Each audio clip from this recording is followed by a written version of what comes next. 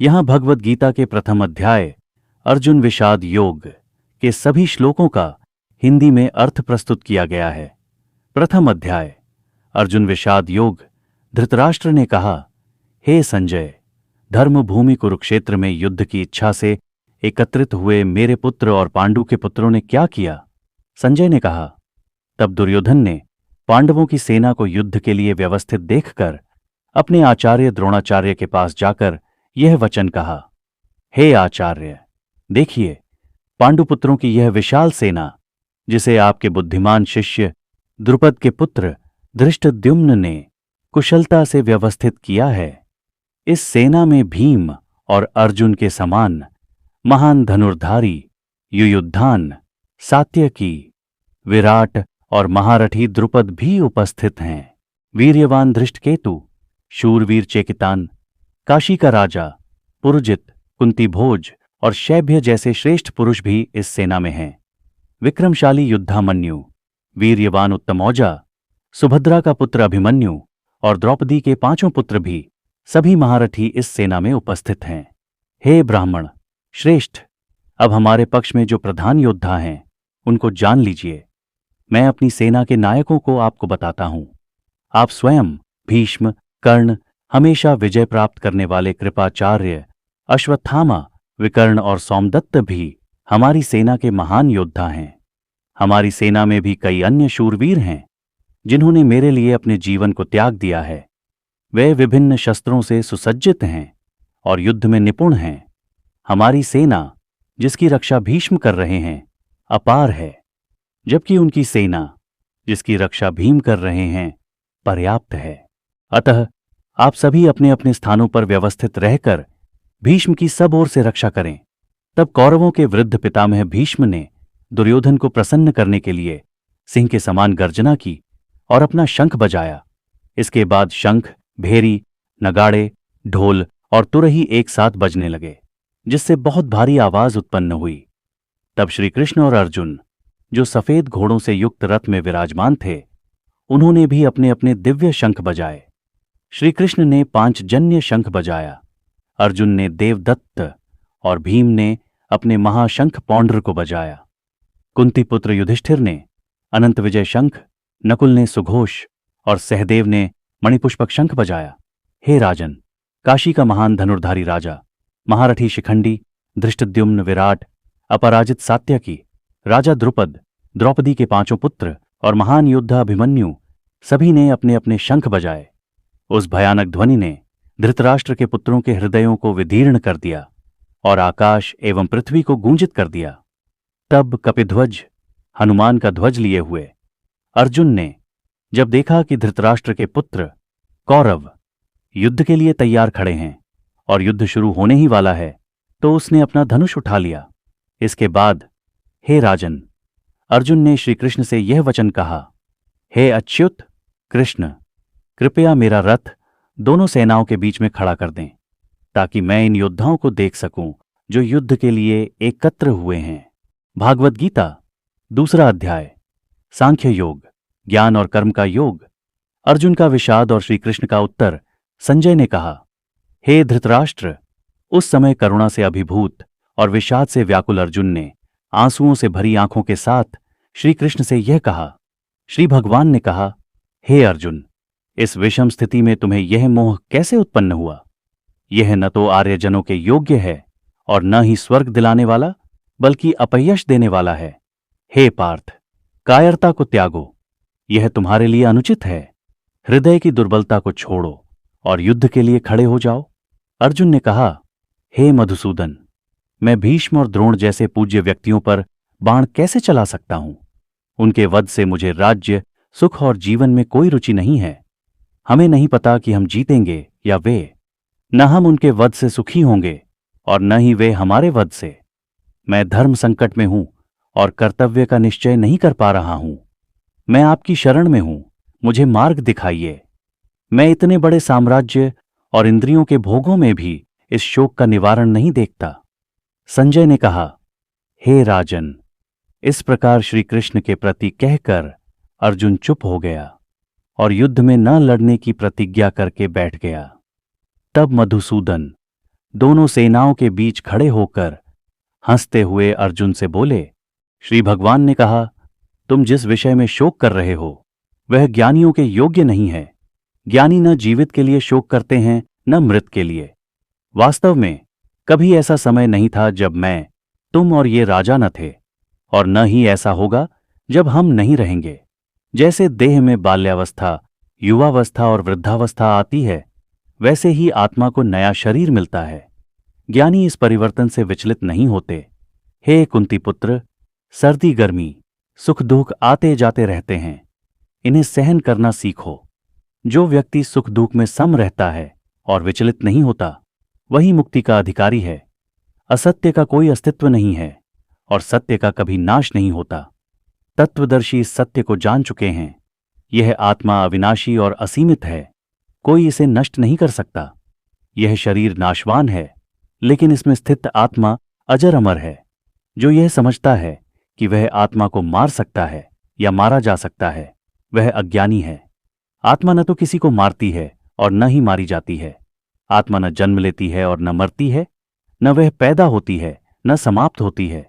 जो इस आत्मा को अविनाशी और अजर अमर समझता है, वह किसी को मारता नहीं और न पाप में लिप्त होता है। जैसे मनुष्य पुराने कपड़े छोड़कर नए कपड़े पहनता है, वैसे ही आत्मा पुराने शरीर को त्याग कर नया शरीर धारण करती है। आत्मा को न शस्त्र काट सकते हैं, न अग्नि जला सकती है, न जल भिगो सकता है और न वायु सुखा सकती है। आत्मा न भस्म होती है, न गीली होती है और न सूखती है। आत्मा अदृश्य, अगम्य और अपरिवर्तनीय है। यदि तुम इसे जन्म मरण वाला समझते हो, तब भी तुम्हें शोक नहीं करना चाहिए। जो जन्मा है उसकी मृत्यु निश्चित है, और जो मरा है उसका पुनर्जन्म भी निश्चित है। सभी प्राणी अव्यक्त रूप में उत्पन्न होते हैं और अंत में अव्यक्त ही हो जाते हैं। कोई इसे अद्भुत की तरह देखता है, कोई इसे अद्भुत की तरह सुनता है, लेकिन इसे कोई समझ नहीं पाता। यह आत्मा सबके शरीर में स्थित है, इसलिए तुम इसके लिए शोक मत करो। अपने धर्म को ध्यान में रखते हुए तुम्हें संदेह नहीं होना चाहिए, क्योंकि क्षत्रिय के लिए धर्मयुक्त युद्ध से बढ़कर कुछ नहीं है। भाग्यशाली वे क्षत्रिय हैं जिन्हें ऐसा युद्ध मिलता है जो स्वर्ग के द्वार खोलने वाला है। यदि तुम धर्म युद्ध से विमुख हो गए तो अपयश और पाप तुम्हें प्राप्त होंगे। लोग सदा तुम्हारी निंदा करेंगे, और वीरों के लिए निंदा मृत्यु से भी बढ़कर है। जिन महारथियों ने तुम्हें सम्मान दिया है, वे तुम्हें कायर समझेंगे। तुम्हारे शत्रु तुम्हारी निंदा करेंगे और तुम्हारे पराक्रम को तुच्छ बताएंगे। या तो तुम युद्ध में मारे जाओगे और स्वर्ग जाओगे, या विजयी होकर पृथ्वी का राज्य भोगोगे। इसलिए सुख दुख, लाभ हानि, जय पराजय को समान मानकर युद्ध करो। अब तक मैंने तुम्हें सांख्य योग का ज्ञान दिया, अब मैं तुम्हें कर्म योग बताता हूं। इस योग में किया गया थोड़ा सा भी प्रयास महान भय से बचाता है। इस मार्ग पर बुद्धि एकनिष्ठ होती है, लेकिन असंख्य मार्गों पर बुद्धि चंचल हो जाती है। अज्ञानी लोग केवल वेदों के कर्मकांड में आसक्त रहते हैं और स्वर्ग प्राप्ति की कामना करते हैं। भोग और संपत्ति में आसक्त लोगों की बुद्धि स्थिर नहीं होती। वेद त्रिगुणमय हैं। तुम गुणों से परे होकर नित्य और निरंतर योग में स्थित हो। जैसे कुएं का उपयोग तब नहीं रहता जब हर ओर जल हो, वैसे ही ज्ञानी के लिए वेदों का प्रयोजन सीमित हो जाता है। कर्म करने का तुम्हें अधिकार है, लेकिन फल की इच्छा करने का नहीं। योग में स्थिर होकर राग द्वेष से मुक्त होकर कर्म करो। ज्ञान योग की तुलना में कर्म योग श्रेष्ठ है। फल की इच्छा करने वाला कृत्य क्षुद्र है। योग युक्त व्यक्ति कर्मों में कुशल हो जाता है और अच्छे बुरे फल से मुक्त हो जाता है। योगी पाप और पुण्य दोनों को त्याग कर मोक्ष प्राप्त करता है। जब तुम्हारी बुद्धि मोह से परे हो जाएगी, तब तुम श्रुतियों को भी त्याग दोगे। जब तुम्हारी बुद्धि स्थिर हो जाएगी, तभी तुम समाधि में स्थित हो पाओगे। अर्जुन ने पूछा, स्थित प्रज्ञ पुरुष के क्या लक्षण हैं? वह कैसे बोलता है, कैसे चलता है और कैसे बैठता है? श्री भगवान ने कहा, जो व्यक्ति सभी इच्छाओं को त्याग देता है और आत्मा में संतुष्ट रहता है, वही स्थित प्रज्ञ है। जो सुख दुख में विचलित नहीं होता और राग द्वेष से मुक्त है, वही स्थिर बुद्धि है। जो प्राप्ति पर हर्षित नहीं होता और हानि पर शोक नहीं करता, वही स्थिर बुद्धि है। जैसे कछुआ अपने अंगों को समेट लेता है, वैसे ही योगी इंद्रियों को वश में करता है। इंद्रियां विषयों से दूर हो सकती हैं, लेकिन आत्मज्ञान प्राप्त होने पर ही उनकी तृष्णा समाप्त होती है। बलवान व्यक्ति की इंद्रियां भी मन को विचलित कर सकती हैं। जो साधक अपने सभी इंद्रियों को वश में रखकर मन को मुझ में लगाए रहता है, उसकी बुद्धि स्थिर हो जाती है। विषयों का चिंतन करने से उनमें आसक्ति उत्पन्न होती है, आसक्ति से इच्छा उत्पन्न होती है, और इच्छा पूरी न होने पर क्रोध उत्पन्न होता है।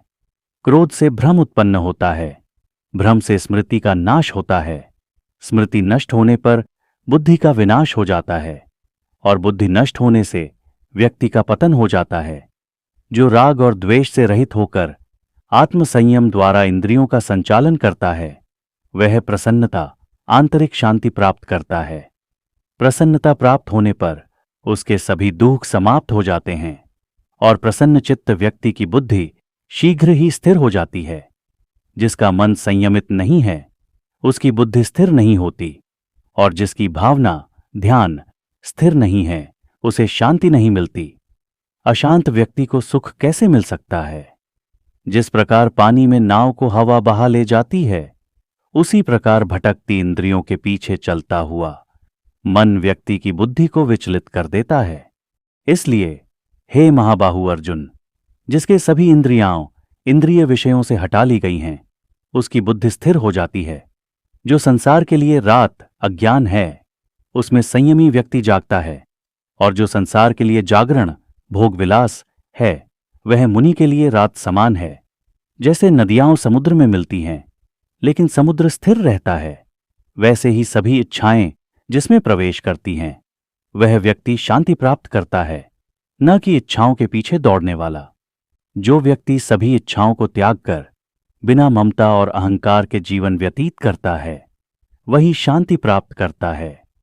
हे पार्थ, यह ब्राह्मी अवस्था है, जिसे प्राप्त करने के बाद व्यक्ति भ्रमित नहीं होता। इस अवस्था में स्थित होकर मनुष्य मृत्यु के समय भी ब्रह्म को प्राप्त करता है। दूसरे अध्याय में श्री कृष्ण ने अर्जुन को आत्मा के ज्ञान, कर्मयोग और स्थित प्रज्ञ, स्थिर बुद्धि की महत्ता समझाई, जो जीवन में शांति और मोक्ष का मार्ग दिखाती है। अर्जुन ने कहा, हे जनार्दन, यदि आप ज्ञान को कर्म से श्रेष्ठ मानते हैं, तो फिर मुझे इस घोर युद्ध में क्यों प्रवृत्त कर रहे हैं? आपके वचनों से मेरा चित्त भ्रमित हो रहा है। कृपा करके एक ऐसा निश्चित मार्ग बताइए जिससे मेरा कल्याण हो। श्री कृष्ण ने कहा, हे निष्पाप अर्जुन, इस संसार में 2 प्रकार की साधना बताई गई है, ज्ञान योग, संन्यास, और कर्म योग, गृहस्थ जीवन। कर्म के बिना कोई भी व्यक्ति सिद्धि नहीं प्राप्त कर सकता। केवल निष्क्रियता से मुक्ति संभव नहीं है। कोई भी मनुष्य एक पल के लिए भी कर्म किए बिना नहीं रह सकता, क्योंकि प्रकृति द्वारा प्रेरित होकर सभी जीव कुछ न कुछ कर्म करते हैं। जो व्यक्ति इंद्रियों को संयमित किए बिना केवल बाह्य रूप से कर्म से विरत होता है, वह मिथ्याचारी है। लेकिन जो मनुष्य अपने मन से इंद्रियों को वश में रखकर कर्म करता है, वही श्रेष्ठ है। तेरे लिए केवल कर्म करना ही श्रेष्ठ है। अकर्मण्यता से तेरा जीवन नहीं चलेगा, इसलिए तू अपने कर्तव्य का पालन कर। सभी कर्म यज्ञ, त्याग और सेवा के लिए ही किए जाएं, अन्यथा वे बंधन उत्पन्न करेंगे। यज्ञ से उत्पन्न वर्षा से अन्न उत्पन्न होता है, और अन्न से प्राणी जीवित रहते हैं। यज्ञ से धर्म स्थिर रहता है, और धर्म से सुख शांति की प्राप्ति होती है।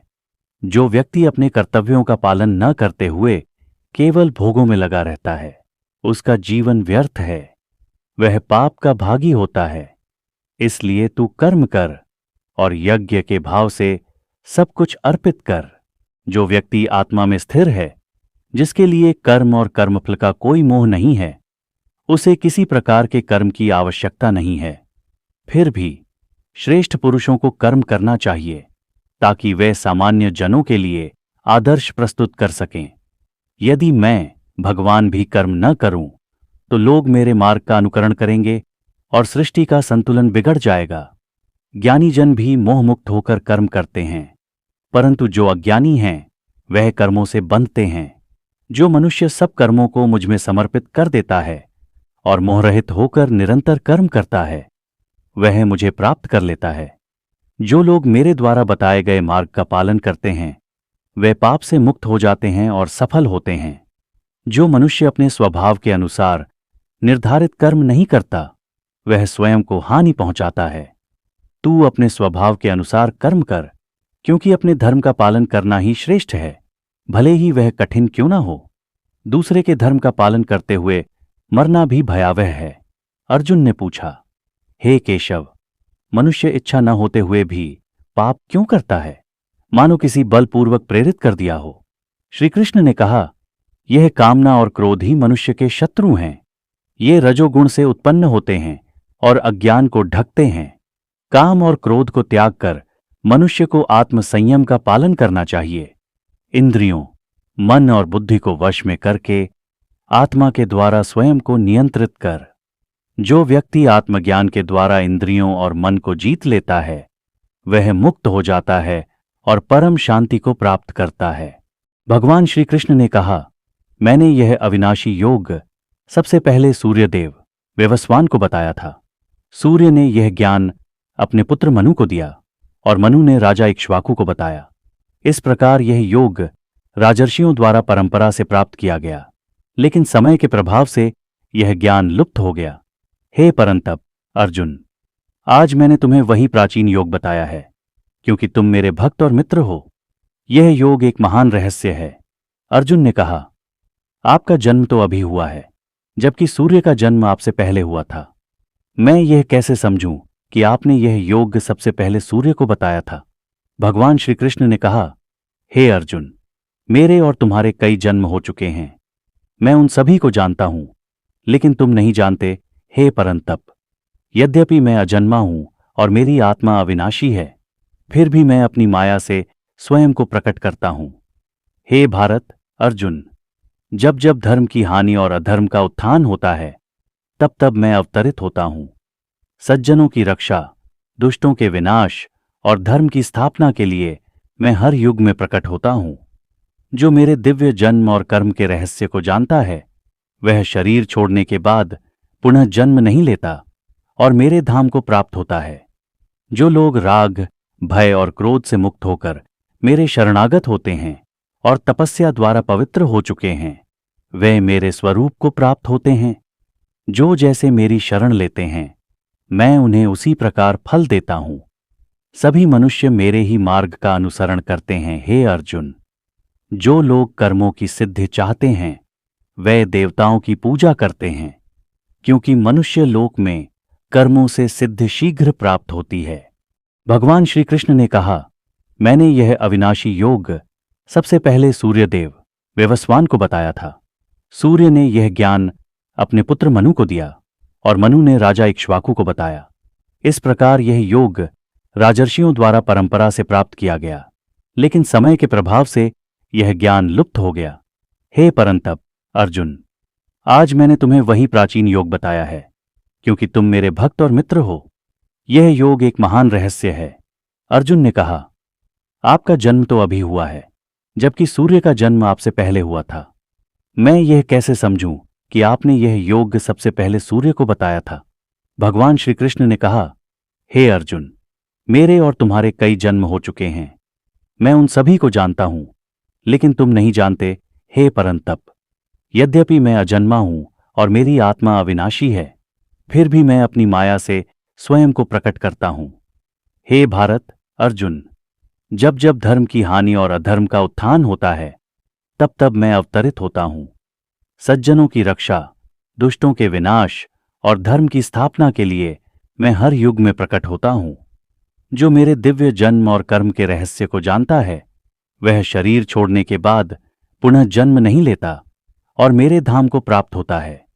जो लोग राग, भय और क्रोध से मुक्त होकर मेरे शरणागत होते हैं और तपस्या द्वारा पवित्र हो चुके हैं वे मेरे स्वरूप को प्राप्त होते हैं। जो जैसे मेरी शरण लेते हैं मैं उन्हें उसी प्रकार फल देता हूं। सभी मनुष्य मेरे ही मार्ग का अनुसरण करते हैं। हे अर्जुन, जो लोग कर्मों की सिद्धि चाहते हैं वे देवताओं की पूजा करते हैं, क्योंकि मनुष्य लोक में कर्मों से सिद्धि शीघ्र प्राप्त होती है। मैंने ही गुण और कर्म के आधार पर 4 वर्णों की रचना की है। यद्यपि मैं इसका कर्ता हूं, फिर भी मैं अकर्ता और अविनाशी हूं। मुझे कर्म नहीं बांधते, न ही मुझे कर्म के फल की कोई इच्छा है। जो मुझे इस प्रकार जानता है वह भी कर्मों से नहीं बंधता।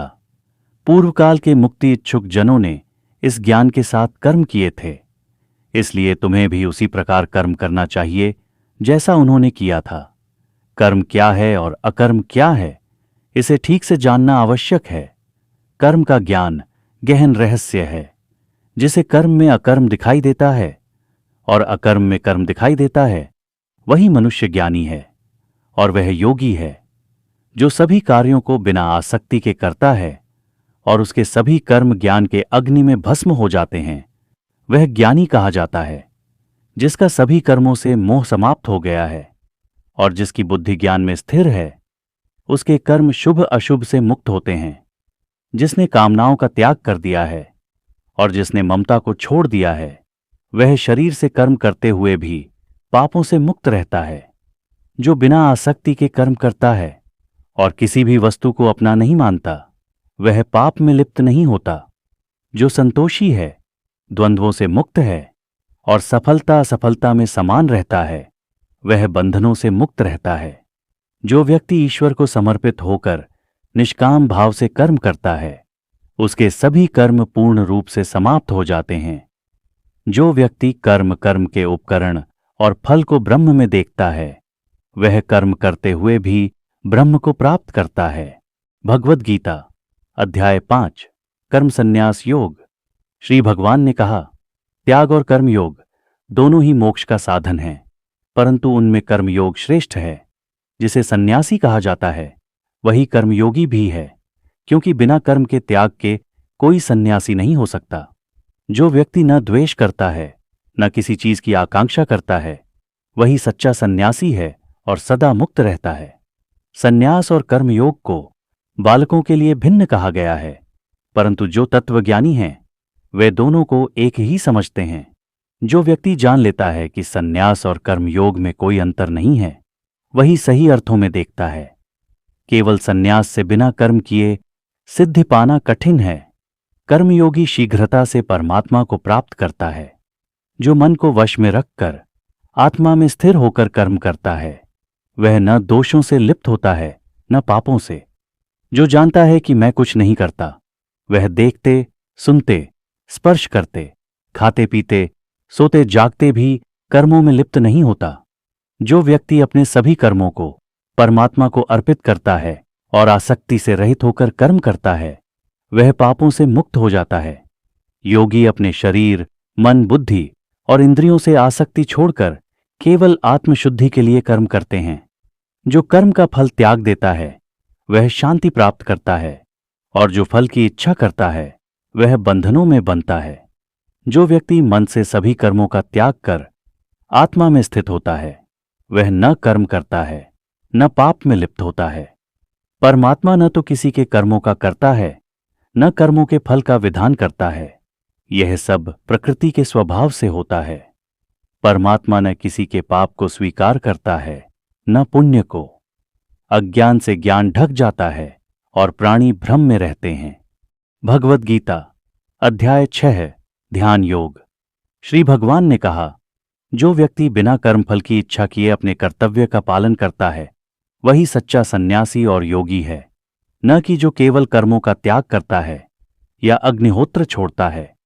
हे अर्जुन, जो व्यक्ति कर्मों का त्याग किए बिना योग करता है, वही सच्चा योगी है। मनुष्य के लिए आरंभ में कर्मयोग का अभ्यास करना आवश्यक है, और जब योग सिद्ध हो जाए तब वह शांति में स्थिर हो जाता है। जब व्यक्ति भोग और कर्मों से विरक्त हो जाता है और आत्मा में संतुष्ट रहता है, तभी वह योग सिद्धि प्राप्त करता है। मनुष्य को अपने द्वारा ही अपना उद्धार करना चाहिए और अपने को गिराना नहीं चाहिए, क्योंकि आत्मा ही मनुष्य का मित्र और शत्रु है। जो मन को वश में कर लेता है उसके लिए आत्मा मित्र है, लेकिन जो मन को नियंत्रित नहीं कर पाता उसके लिए आत्मा शत्रु के समान है। जिसने अपने मन को जीत लिया है वह शीतोष्ण, सुख दुख और मान अपमान में समान रहता है। जो व्यक्ति ज्ञान और विवेक से संतुष्ट है और स्थिर है वह योगी कहलाता है, और उसे न किसी वस्तु की इच्छा होती है न किसी से द्वेष। जो व्यक्ति मित्र, शत्रु, तटस्थ, सज्जन, दुष्ट बंधु और शत्रु को समान दृष्टि से देखता है वही श्रेष्ठ योगी है। योगी को एकांत में रहकर आत्मसंयमी होकर अपने मन और शरीर को वश में रखकर ध्यान करना चाहिए। योगी को शुद्ध स्थान पर न अधिक ऊंचे और न अधिक नीचे आसन बिछाकर स्थिर चित्त होकर मन को नियंत्रित करते हुए आत्मशुद्धि के लिए ध्यान करना चाहिए। अपने शरीर, गर्दन और सिर को सीधा रखकर दृष्टि को नाक की ओर स्थिर करते हुए भय रहित ब्रह्मचर्य का पालन करते हुए मन को मेरे ध्यान में स्थित करना चाहिए। इस प्रकार आत्मसंयम से युक्त योगी परम शांति को प्राप्त करता है, जो कि ब्रह्म का परम धाम है। जो न तो बहुत खाता है और न बहुत उपवास करता है, न बहुत सोता है और न बहुत जागता है, वही योगी सफल होता है। जो खाने पीने, सोने जागने और कर्मों में संतुलन रखता है वह योग द्वारा दुखों का नाश कर सकता है। जब योगी अपने मन को केवल आत्मा में स्थिर कर लेता है और अन्य सभी इच्छाओं को त्याग देता है तब वह योग्य सिद्ध हो जाता है। जैसे वायु रहित स्थान में स्थिर दीपक की लौ नहीं हिलती, वैसे ही स्थिर चित्त योगी का मन आत्मा में स्थिर रहता है।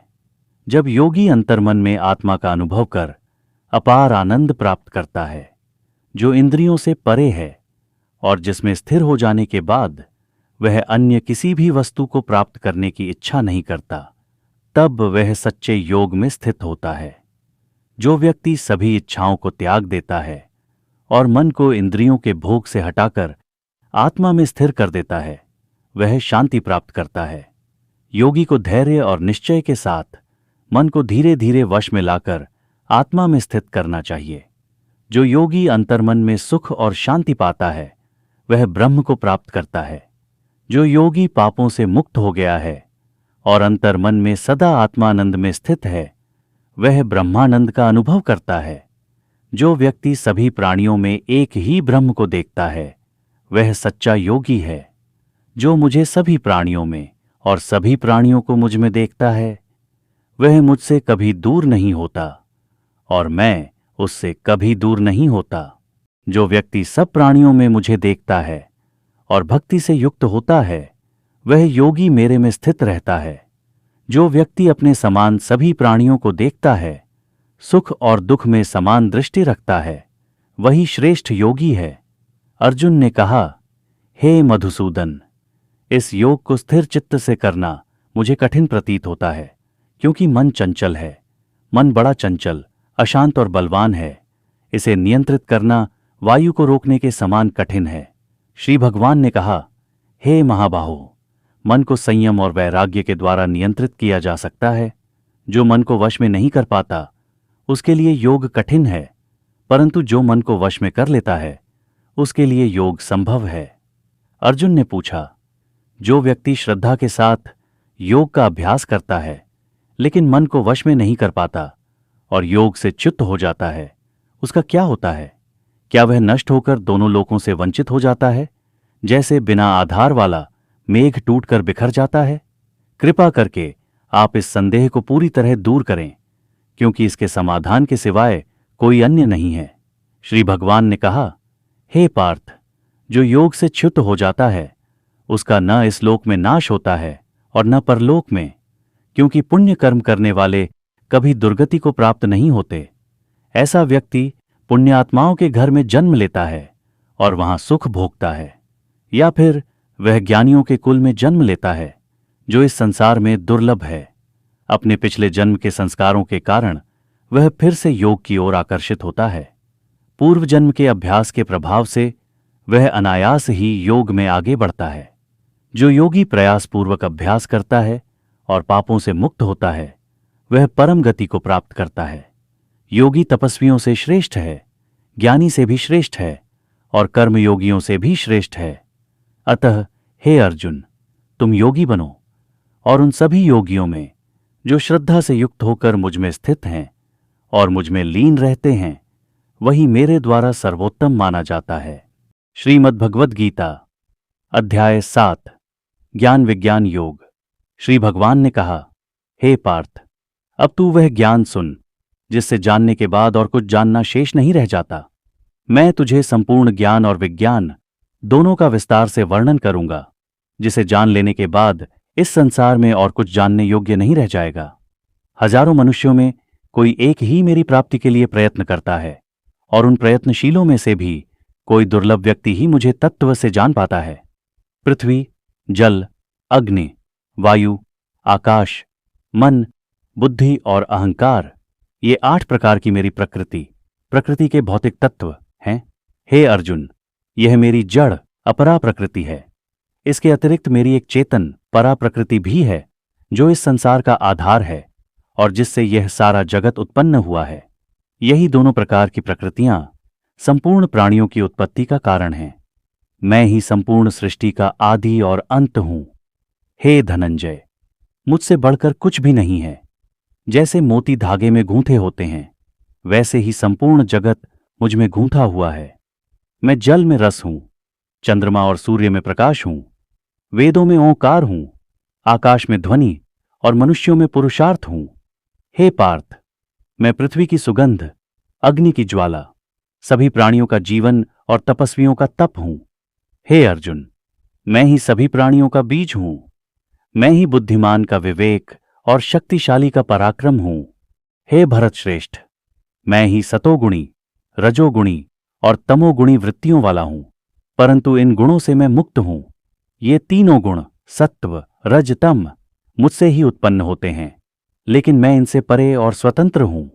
यह संपूर्ण संसार मेरी माया शक्ति से मोहित होकर इन 3 गुणों के अधीन हो गया है, और मुझे, जो इस माया शक्ति का स्वामी हूं, नहीं पहचानता। यह मेरी दिव्य माया शक्ति अत्यंत दुर्जेय है, लेकिन जो मेरी शरण में आते हैं वे इस माया को पार कर लेते हैं। वे लोग जो मूर्ख, दुष्कर्मी और अहंकार से अभिभूत होते हैं मेरी शरण नहीं लेते, क्योंकि वे राक्षसी और आसुरी स्वभाव के होते हैं।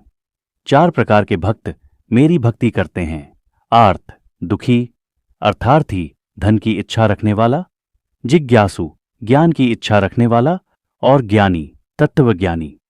इन चारों में श्रेष्ठ ज्ञानी है, क्योंकि वह एकनिष्ठ होकर मुझसे प्रेम करता है और मैं उसे प्रिय हूं। यद्यपि ये सभी भक्त महान हैं, फिर भी ज्ञानी मुझे आत्म रूप से जानकर मेरी ही भक्ति में स्थित रहता है, इसलिए वह मुझे अत्यंत प्रिय है। बहुत जन्मों के बाद ज्ञानवान व्यक्ति मुझे सब कुछ जानने वाला मानकर मेरी शरण में आता है। ऐसा महात्मा अत्यंत दुर्लभ होता है। जिनकी बुद्धि स्वार्थी इच्छाओं द्वारा हर ली गई है, वे विविध देवताओं की पूजा करते हैं और अपने अपने स्वभाव के अनुसार नियमों का पालन करते हैं। जो भी भक्त किसी देवता की पूजा करता है, मैं उसकी श्रद्धा को स्थिर करता हूं, जिससे वह उसी देवता की पूजा में रत हो जाता है। उस श्रद्धालु भक्त को जो कुछ भी वह देवता देता है, वह वास्तव में मेरे द्वारा ही दिया गया होता है। लेकिन वे लोग अल्पबुद्धि हैं, क्योंकि वे मूल तत्व को नहीं समझते। अल्पबुद्धि लोग देवताओं की पूजा करके तुच्छ फल प्राप्त करते हैं, जबकि मेरे भक्त परम पद मोक्ष को प्राप्त करते हैं। मूढ़ लोग मेरी अव्यक्त निराकार स्थिति को नहीं जानते और मुझे साकार रूप में ही मानते हैं। वे मेरी उच्चतम स्थिति को नहीं समझते। मैं अपनी योग्य माया से ढका हुआ हूं, इसलिए मूढ़ लोग मुझे नहीं पहचान पाते। मैं भूत, भविष्य और वर्तमान के सभी प्राणियों को जानता हूं, लेकिन मुझे कोई नहीं जानता। हे अर्जुन, सभी प्राणी जन्म के समय ही मोह से उत्पन्न द्वेष और राग में फंसे होते हैं, परंतु जिन लोगों के पाप समाप्त हो गए हैं और जो पुण्य कर्मों में संलग्न हैं, वे मोह से मुक्त होकर मेरी भक्ति करते हैं। जो लोग जन्म और मृत्यु के बंधन से मुक्त होना चाहते हैं, वे मुझसे शरण लेकर ब्रह्म को, संपूर्ण कर्मों के फल को और अद्वितीय आत्मा को जानने का प्रयास करते हैं। जो लोग मुझे आदिदेव, अधिभूत और अधिदैव रूप में जानकर मुझ में एकाग्र हो जाते हैं, वे मुझे अंतकाल में भी जान लेते हैं। श्रीमद् भगवद गीता अध्याय 8 अक्षर ब्रह्म योग। हिंदी अनुवाद। अर्जुन ने कहा, हे भगवान, वह ब्रह्म क्या है, अध्यात्म क्या है, कर्म क्या है, अधिभूत क्या है और अधिदैव क्या है? हे माधव, अधियज्ञ कौन है और वह इस शरीर में कहाँ स्थित है, और मृत्यु के समय आपको कैसे जानकर भक्त आपको प्राप्त करता है? भगवान श्री कृष्ण ने कहा, अविनाशी परमात्मा को ही ब्रह्म कहते हैं, अपने स्वभाव को अध्यात्म कहते हैं और जीवों के द्वारा किए गए कर्म को ही कर्म कहा जाता है। नाशवान भौतिक संसार को अधिभूत कहते हैं और पुरुष ईश्वर को अधिदैव कहते हैं। हे अर्जुन, इस शरीर में मैं ही अधियज्ञ हूं। जो व्यक्ति अंत समय में मेरे बारे में स्मरण करते हुए शरीर त्यागता है, वह निसंदेह मुझे ही प्राप्त होता है। मनुष्य जिस भी भाव का स्मरण करते हुए शरीर त्याग करता है, उसी भाव को वह मृत्यु के बाद प्राप्त होता है। इसलिए हे अर्जुन, तू सदा मेरा स्मरण करते हुए युद्ध कर, मन और बुद्धि को मुझ में लगा दे, तब निसंदेह तू मुझे प्राप्त करेगा। जो व्यक्ति निरंतर अभ्यास द्वारा मन को मुझ में लगा देता है, वह परम पुरुष ईश्वर को आसानी से प्राप्त करता है। जो सच्चिदानंद स्वरूप, सर्वज्ञ, आदिकाल से विद्यमान, सबको धारण करने वाला और अव्यक्त है, उस परमात्मा का ध्यान करो। जो अंत समय में स्थिर मन और भक्ति से प्राण को हृदय में स्थिर करके मुझ परम पुरुष का ध्यान करता है, वह परम धाम को प्राप्त होता है। अब मैं तुझे उस पथ का वर्णन करता हूं जिसे वेदज्ञ, तपस्वी और त्यागी लोग ब्रह्मलोक की प्राप्ति के लिए अपनाते हैं। योगी व्यक्ति शरीर के सभी द्वारों को बंद करके, मन को हृदय में स्थिर करके और प्राण को मस्तक में स्थापित कर ओं का उच्चारण करते हुए परमात्मा का ध्यान करता है। जो व्यक्ति इस प्रकार अभ्यास करते हुए शरीर त्याग करता है, वह परम धाम को प्राप्त करता है। जो भक्त मेरे प्रति अनन्य प्रेम रखता है और निरंतर मेरा ध्यान करता है, वह मुझे सहजता से प्राप्त करता है। जो लोग मुझे प्राप्त कर लेते हैं, वे जन्म और मृत्यु के दुख से मुक्त हो जाते हैं और परम शांति को प्राप्त करते हैं। हे अर्जुन, ब्रह्मलोक से लेकर सभी लोक पुनर्जन्म के अधीन हैं, लेकिन जो मुझे प्राप्त कर लेता है, वह पुनः जन्म नहीं लेता। एक दिन और एक रात्रि में ब्रह्मा के हजार हजार युग बीतते हैं। इन युगों के आवागमन से सृष्टि उत्पन्न होती है और लय होती है। जब ब्रह्मा का दिन आता है, तब सभी प्राणी प्रकट होते हैं, और जब रात्रि आती है, तब वे पुनः अव्यक्त में विलीन हो जाते हैं। इस प्रकार यह सृष्टि बार बार उत्पन्न होती है और नष्ट हो जाती है, परंतु वह अव्यक्त संसार के परे है जो नष्ट नहीं होता। जो अविनाशी और शाश्वत है, वही मेरा परम धाम है। वह परम धाम अविनाशी और अनंत है। जो वहां पहुंच जाता है, वह पुनः संसार में नहीं लौटता। हे अर्जुन, वह परमात्मा जो सब प्राणियों में स्थित है, केवल अनन्य भक्ति से प्राप्त होता है। अब मैं तुझे उन मार्गों के बारे में बताऊंगा जिनसे योगी लोग मृत्यु के समय ब्रह्म को प्राप्त करते हैं। जो लोग अग्नि, प्रकाश, दिन का समय, शुक्ल पक्ष और उत्तरायण के समय शरीर त्याग करते हैं, वे ब्रह्म को प्राप्त होते हैं। लेकिन जो धुएं, रात्रि, कृष्ण पक्ष और दक्षिणायन के समय शरीर त्याग करते हैं, वे पुनः इस संसार में जन्म लेते हैं। ये दोनों मार्ग, एक मोक्ष का और दूसरा पुनर्जन्म का, सनातन माने गए हैं। एक से योगी मोक्ष को प्राप्त होता है और दूसरे से पुनः जन्म लेता है। हे अर्जुन, जो योगी इन दोनों मार्गों को जानता है, वह किसी भी परिस्थिति में मोह में नहीं पड़ता। इसलिए हे अर्जुन, तू सदा योग में स्थित रह। जो व्यक्ति इस प्रकार योग में स्थित होकर मेरा स्मरण करता है, वह सभी पुण्य फलों से युक्त होकर परम धाम को प्राप्त करता है। अध्याय 8 का सार। इस अध्याय में श्री कृष्ण ने बताया है कि मृत्यु के समय ईश्वर का स्मरण करने से मोक्ष प्राप्त होता है। भगवान ने 2 मार्गों, शुक्ल मार्ग, मोक्ष का मार्ग, और कृष्ण मार्ग, पुनर्जन्म का मार्ग का वर्णन किया है। श्री कृष्ण ने यह भी समझाया कि जो व्यक्ति निरंतर भक्ति करता है और ओं का उच्चारण करते हुए अंत समय में भगवान का स्मरण करता है, वह परम धाम को प्राप्त करता है और पुनर्जन्म के चक्र से मुक्त हो जाता है। भगवद गीता अध्याय 9, राजविद्या राजगुह्य योग। श्री भगवान ने कहा, हे अर्जुन, अब मैं तुझे ज्ञान और विज्ञान सहित सबसे गोपनीय रहस्य बताने जा रहा हूं, जिसके जानने से तू सब पापों से मुक्त हो जाएगा। यह ज्ञान सभी विद्याओं में राजा है और सभी रहस्यों में सर्वोत्तम है। यह पवित्र है, प्रत्यक्ष अनुभव करने योग्य है, धर्मयुक्त है, सरल है और सदा के लिए अविनाशी है। जो इस ज्ञान में श्रद्धा नहीं रखते, वे मुझे न पाने के कारण संसार में मृत्यु और पुनर्जन्म के चक्र में भ्रमण करते रहते हैं। यह संपूर्ण जगत मेरे अव्यक्त रूप में व्याप्त है। सभी प्राणी मुझ में स्थित हैं, परंतु वास्तव में मैं उनमें स्थित नहीं हूं।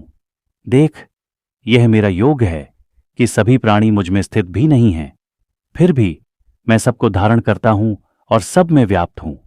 जैसे वायु आकाश में स्थित है, वैसे ही सभी प्राणी मुझ में स्थित हैं, ऐसा समझ। हे अर्जुन, कल्प के अंत में सभी प्राणी मेरी प्रकृति में लीन हो जाते हैं और फिर से सृष्टि के आरंभ में मैं उन्हें उत्पन्न करता हूं। मैं अपनी प्रकृति के अधीन होकर बार बार इस समस्त सृष्टि को उत्पन्न करता हूं और यह प्रकृति मेरे नियंत्रण में रहती है। हे अर्जुन, ये सभी कर्म मुझे बांधते नहीं, क्योंकि मैं इनमें आसक्त नहीं हूं और मैं इनसे अलग खड़ा हूं। मेरी प्रेरणा से प्रकृति सभी प्राणियों को उत्पन्न करती है और इसी से सारा संसार घूमता रहता है। मूर्ख लोग मेरी इस अव्यक्त और श्रेष्ठ शक्ति को नहीं समझते और मुझे मनुष्य रूप में देखते हैं। ऐसे अज्ञानी लोग व्यर्थ की आशाएं और कर्म करते हैं और मोह में पड़कर असुरी और राक्षसी प्रवृत्तियों में फंस जाते हैं। परंतु जो महात्मा हैं, वे मेरी दिव्य प्रकृति को समझते हैं और मुझे अविनाशी अनादि परमात्मा मानते हुए मुझ में भक्ति करते हैं। वे सदा भजन करते हुए मेरी स्तुति करते हैं, मेरी आराधना करते हैं और अनन्य भाव से मेरी उपासना में लगे रहते हैं। कुछ लोग ज्ञान योग के माध्यम से, कुछ एकता के रूप में, कुछ अनेकता के रूप में और कुछ समस्त रूपों में मुझे पूजते हैं। मैं यज्ञ हूं, मैं हवन हूं, मैं पितरों का तर्पण हूं, मैं औषधि हूं, मैं मंत्र हूं, मैं घृत हूं, मैं अग्नि हूं और मैं ही यज्ञ का स्वामी हूं। मैं इस जगत का पिता, माता, धाता और पवित्रतम हूं। मैं ज्ञान का भी जाता हूं और सबका शरणदाता हूं। मैं आदि हूं, मध्य हूं और अंत भी हूं।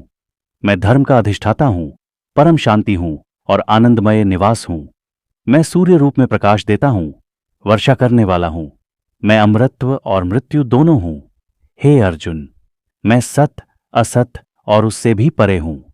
जो लोग वेदों का ज्ञान प्राप्त कर इंद्रियों को संयमित करते हैं और स्वर्ग की प्राप्ति के लिए यज्ञ करते हैं, वे पुण्य कर्मों के फल से स्वर्ग लोक को प्राप्त करते हैं और वहां दिव्य सुखों का भोग करते हैं। स्वर्ग में पुण्य फल का उपभोग करने के बाद जब उनके पुण्य समाप्त हो जाते हैं, तब वे फिर इस संसार में लौट आते हैं। इस प्रकार वेदों का मार्ग अपनाने वाले लोग आवागमन में फंस जाते हैं, परंतु जो अनन्य भाव से मेरी भक्ति करते हैं, उनके योगक्षेम का मैं स्वयं पालन करता हूं। जो अन्य देवताओं की पूजा करते हैं और उन्हें भजते हैं, वे वास्तव में मुझे ही पूजते हैं, परंतु अज्ञानवश यह समझ नहीं पाते। मैं सभी यज्ञों का भोक्ता और स्वामी हूं, परंतु वे मुझे नहीं जानते, इसलिए वे पुनः जन्म मरण के चक्र में फंसते हैं। देवताओं के भक्त देवताओं को प्राप्त होते हैं, पितरों के भक्त पितरों को प्राप्त होते हैं, भूतों के भक्त भूतों को प्राप्त होते हैं, और जो मेरे भक्त हैं वे मुझे प्राप्त होते हैं।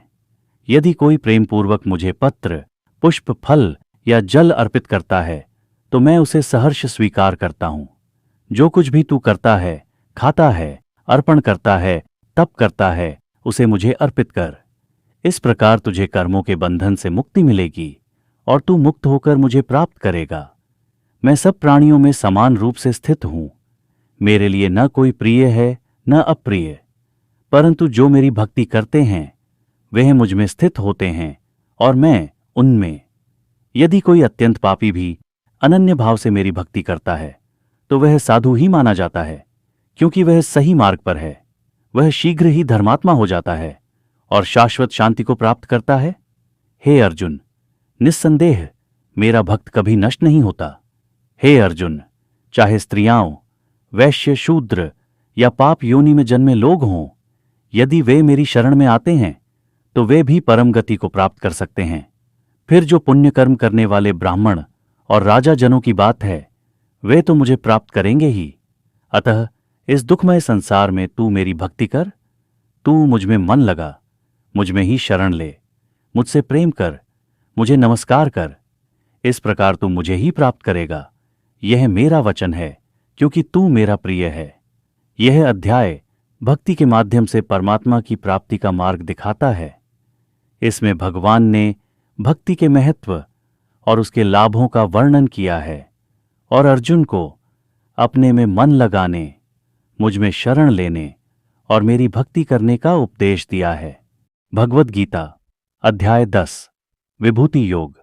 श्री भगवान ने कहा, हे अर्जुन, सुन, मैं फिर से तुझे अपने दिव्य ऐश्वर्यों का वर्णन करता हूं, जिसे जानकर तू संतुष्ट हो जाएगा। न देवता और न अर्षि मेरे आदि को जानते हैं, क्योंकि मैं ही सभी का कारण हूं। जो मुझे अजन्मा और अनादि परमेश्वर जानता है, वह मनुष्यों में ज्ञानवान होता है और सभी पापों से मुक्त हो जाता है। बुद्धि, ज्ञान, असम्मोह, क्षमा, सत्य, इंद्रिय निग्रह, मन निग्रह, सुख, दुख, उत्पत्ति, विनाश, भय, अभय, अहिंसा, समता, संतोष, तप, दान, यश और अपयश, ये सब भिन्न भिन्न प्रकार के भाव मेरे द्वारा ही उत्पन्न होते हैं। 7 महर्षि, 4 पूर्वज और 14 मनु, ये सब मेरे मन से उत्पन्न हुए हैं और इनसे ही संसार में संतान उत्पन्न हुई। जो मेरे इस ऐश्वर्य और योग को जानता है, वह अचल योग में स्थित हो जाता है। मैं ही सभी का आदि, मध्य और अंत हूं। जो यह जानता है, वह मुझ में अनन्य भाव से स्थित हो जाता है। मेरी महिमा में स्थित, मेरी आराधना में लीन और आपस में मेरी चर्चा करने वाले भक्त मुझे प्राप्त कर लेते हैं। जो मुझ में सदा स्थित रहते हैं और प्रेम पूर्वक भजन करते हैं, उन्हें मैं वह बुद्धि देता हूं जिससे वे मुझे प्राप्त कर सकें। उनकी कृपा के लिए मैं उनके अंतर्मन में स्थित होकर अज्ञान जनित अंधकार को ज्ञान के प्रकाश से नष्ट करता हूं। अर्जुन ने कहा, आप परम ब्रह्म, परम धाम और परम पवित्र हैं। सभी आर्षि, देवर्षि नारद, असित, देवल और व्यास आपकी इस महिमा का वर्णन करते हैं। हे कृष्ण, जो कुछ आप कह रहे हैं वह सत्य है। न तो देवता और न ही दानव आपकी महिमा को समझ सकते हैं। केवल आप ही अपने आप को जानते हैं, क्योंकि आप सभी प्राणियों के आदि और परमेश्वर हैं। कृपया मुझे उन दिव्य ऐश्वर्यों का वर्णन कीजिए जिनके द्वारा आप इस संसार में व्याप्त हैं। हे योगेश्वर, मैं किस प्रकार आपको सदा स्मरण करूं और आपके किस किस रूप का ध्यान करूं। हे जनार्दन, आपके ऐश्वर्यों का वर्णन कीजिए, क्योंकि मैं आपकी महिमा को सुनने के लिए उत्सुक हूं। श्री भगवान ने कहा, हे पार्थ, मेरे दिव्य ऐश्वर्यों का कोई अंत नहीं है। फिर भी मैं संक्षेप में कुछ प्रमुख ऐश्वर्य बता रहा हूं। मैं सभी प्राणियों के हृदय में स्थित आत्मा हूं। मैं सभी का आदि, मध्य और अंत हूं। मैं आदि देवताओं में विष्णु हूं, प्रकाशों में सूर्य हूं, मरीचि नामक मरुतों में और नक्षत्रों में चंद्रमा हूं। मैं वेदों में सामवेद हूं, देवताओं में इंद्र हूं, इंद्रियों में मन हूं और प्राणियों में चेतना हूं। मैं रुद्रों में शंकर हूं, यक्षों और राक्षसों में कुबेर हूं, वसुओं में अग्नि हूं और पर्वतों में मेरु हूं, पुरोहितों में बृहस्पति हूं, सेनापतियों में स्कंद हूं, जलाशयों में समुद्र हूं। मैं महान ऋषियों में भृगु हूं, शब्दों में ओंकार हूं, यज्ञों में जपयज्ञ हूं और स्थिर वस्तुओं में हिमालय हूं। मैं वृक्षों में पीपल हूं, देवर्षियों में नारद हूं, गंधर्वों में चित्ररथ हूं, सिद्धों में कपिल मुनि हूं। मैं घोड़ों में उच्चैःश्रवा हूं, जो समुद्र मंथन से उत्पन्न हुआ था। ऐरावत हाथियों में हूं और मनुष्यों में राजा हूं। मैं शस्त्रधारियों में वज्र हूं, गौओं में कामधेनु हूं, संतान उत्पन्न करने वालों में कामदेव हूं और नागों में वासुकी हूं। मैं सर्पों में अनंत हूं, जलचरों में वरुण हूं, पितरों में अर्यमा हूं और नियम का पालन करने वालों में यमराज हूं। मैं दैत्यों में प्रहलाद हूं, गणन करने वालों में समय हूं, पशुओं में सिंह हूं और पक्षियों में गरुड़ हूं। मैं शुद्ध करने वालों में पवन हूं, शस्त्रधारियों में राम हूं, मछलियों में मगर हूं और नदियों में गंगा हूं। हे अर्जुन, मैं सृष्टि का आदि, मध्य और अंत हूं, ज्ञान विज्ञान देने वालों में आत्मा हूं और तर्कशास्त्र में वाद हूं। 29 मैं अक्षरों में हूं, द्वंद्वों में साम्य हूं, अविनाशी समय हूं और चारों ओर से देखने वाला हूं। 30 मैं मृत्यु हूं जो सब कुछ नष्ट कर देती है और उत्पत्ति करने वाला भावी हूं। मैं स्त्रियों में कीर्ति, श्री, वाणी, स्मृति, मेधा, धैर्य और क्षमा हूं। 31 मैं सामवेद के छंदों में बृहत साम हूं, मासों में मार्गशीर्ष हूं और रथुओं में वसंत रथु हूं। 32 मैं छलने वालों में जुआ हूं, तेजस्वियों में तेज हूं, विजयी में विजय हूं और संकल्प करने वालों में संकल्प हूं। 33 मैं वृष्णिवंशी में वासुदेव हूं, पांडवों में अर्जुन हूं, मुनियों में व्यास हूं और कवियों में शुक्राचार्य हूं। 34 मैं दंड देने वालों में दंड हूं, विजय की इच्छा रखने वालों में नीति हूं, गुप्त रहस्यों में मौन हूं और ज्ञानियों में ज्ञान हूं। 35 मैं सभी प्राणियों का बीज हूं। हे अर्जुन, ऐसा कोई भी चर या अचर प्राणी नहीं है जो मुझसे रहित हो। 33 मेरे दिव्य ऐश्वर्य का कोई अंत नहीं है। जो कुछ मैंने बताया है वह मेरे विशाल ऐश्वर्य का केवल संक्षेप रूप है। 38 जो भी विभूतिमान, सुंदर और शक्तिशाली वस्तु है, समझ लो कि वह मेरे तेज के अंश से है। 39 हे अर्जुन, मैं इस संपूर्ण जगत को केवल अपने एक अंश से धारण किए हुए हूं। यह अध्याय भगवान के विभूतियों यानी उनके दिव्य ऐश्वर्यों का वर्णन करता है, जिनके द्वारा भगवान संपूर्ण सृष्टि में विद्यमान हैं और अपनी महिमा का विस्तार करते हैं। अर्जुन को भगवान की विभूतियों का ज्ञान देकर उन्हें भगवान की असीम शक्ति और सर्वव्यापकता का बोध कराया गया है। भगवद गीता अध्याय 11 विश्वरूप दर्शन योग। अर्जुन ने कहा, आपकी कृपा से मैंने वह परम रहस्य सुना है जिससे मेरी अज्ञानता दूर हो गई है। हे कमल नयन, मैंने आपकी अनंत शक्ति, व्याप्ति और अमृता को विस्तार से सुना है। हे परमेश्वर, यदि आप मुझे अपने दिव्य स्वरूप को दिखाना चाहें तो कृपया मुझे अपना वह रूप दिखाइए। हे प्रभु, यदि आप इसे संभव मानते हैं तो कृपया मुझे अपना सार्वभौमिक रूप दिखाइए। श्री भगवान ने कहा, हे पार्थ, अब मेरे दिव्य रूप को देख, जिसमें सैकड़ों हजारों रूप हैं, विभिन्न रंगों और प्रकारों के। हे अर्जुन, इसमें अनेक प्रकार के देवता, आशी और अन्य अद्भुत दृश्य देख। इस विश्व रूप में संपूर्ण ब्रह्मांड को एक स्थान पर एकत्रित देख, परंतु मेरी यह दिव्य शक्ति को तू अपनी सामान्य आंखों से नहीं देख सकता। मैं तुझे दिव्य दृष्टि प्रदान करता हूं। संजय ने कहा, हे राजन, यह कहकर भगवान कृष्ण ने अर्जुन को अपना अद्वितीय और अलौकिक विश्व रूप दिखाया। उस रूप में अनेक मुख, नेत्र, दिव्य आभूषण और दिव्य अस्त्र शस्त्र थे। उनका तेज हजारों सूर्य के एक साथ चमकने जैसा था। अर्जुन ने उस रूप में अनगिनत ब्रह्मांडों को देखा। वह दृश्य इतना अद्भुत था कि अर्जुन विस्मय से भर गया और उसने भगवान को प्रणाम किया। अर्जुन ने कहा, हे प्रभु, मैं आपके इस अनंत रूप को देखकर भय और विस्मय से भर गया हूं। हे भगवान, मैं आपके शरीर में सभी देवताओं, आर्षियों और ब्रह्मा को देख रहा हूं। हे भगवान, आपके अनगिनत मुख, भुजाएं, नेत्र और रूप देखकर मैं अभिभूत हूं। मैं आपके तेज को देखकर यह अनुभव करता हूं कि आप अनंत हो। आप सभी दिशाओं से व्याप्त हैं। हे महान प्रभु, मैं आपकी असीम शक्तियों को देखकर नत हूं। इस रूप में सभी लोक और जीव भयभीत हो रहे हैं। देवता आपको देखकर विस्मय से भर गए हैं। अनेक आर्षि और सिद्धजन आपकी महिमा का गान कर रहे हैं। हे महायोगी, आपके इस स्वरूप को देखकर सभी भयभीत हो रहे हैं।